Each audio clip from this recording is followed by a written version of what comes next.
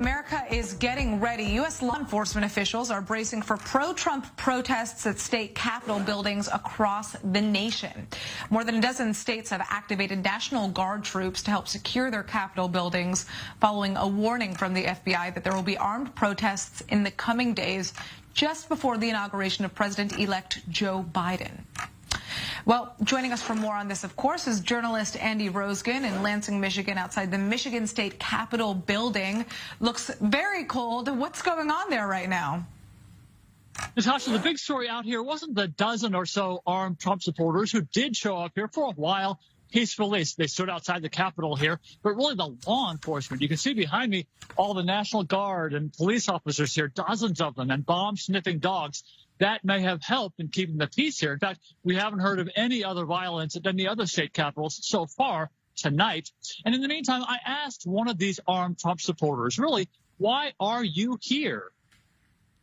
Government overreach, lockdowns, this stupid-ass fence. It's a public building. I pay Michigan taxes. Why can't I go inside?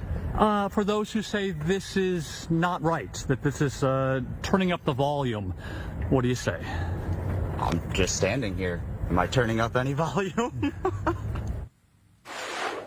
Wow. Okay. Well, you know, what states are law enforcement officials concerned will be the biggest flashpoints? Really, Wisconsin and next door and Michigan really was the big one because last fall, as you may recall, over a dozen militiamen were rounded up and arrested by the FBI, charged in a plot to kidnap and kill the Democratic governor here of this state and storm the Capitol here. And before that, last spring, Natasha, dozens of these armed militiamen just walked into the state capitol behind me with long guns, assault weapons, screaming about the lockdown. So this state, which has a long history of vigilante kind of activity, was the real sore point. And so it's a good thing so far that it's been peaceful. How exactly are law enforcement officials preparing right now? What kind of, are we seeing roadblocks? What are we seeing?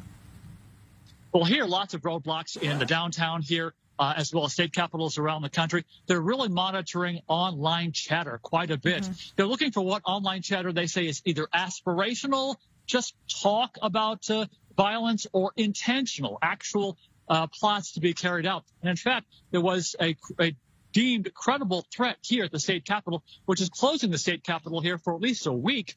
And the attorney general here is worried that after a week is up and the capitol has to be by law opened back up, that people with guns might yet walk in again. So a lot to be concerned about here, Natasha.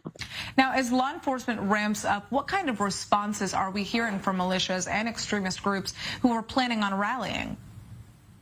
Well, it's interesting, the Detroit Free Press reported on this just 2 days ago, that because so much of social media has been shut down for a lot of these violent insurrectionists and the violent kind of people that you hear out there on social media, a lot of that's been shut down.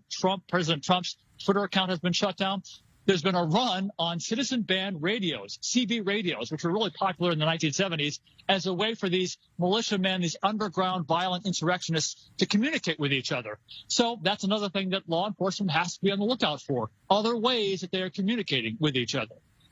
Well, obviously, we're going to really have to kind of wait and see how this plays out in the coming days. I mean, we still have a couple of days left until the inauguration. But, I mean, when are we supposed to see the height of this violence? Could you give us a quick answer there?